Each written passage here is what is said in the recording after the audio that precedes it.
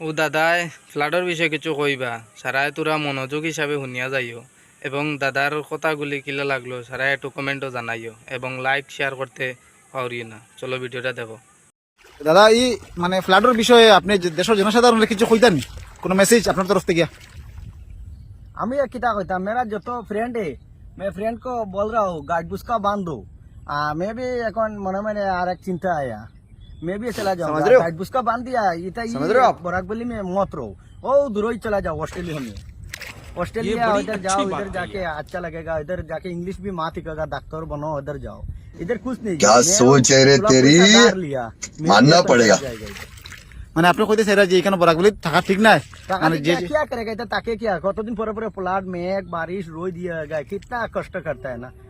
इसलिए मेरा बंधु मेरा फ्रेंड लोग जो सब लोग है ना, सब सुन रहे हो, गाइड बुस का बांध के आप लोग चला जाओ इधर ऑस्ट्रेलिया में। তো যারা পারতো না যেতে তারা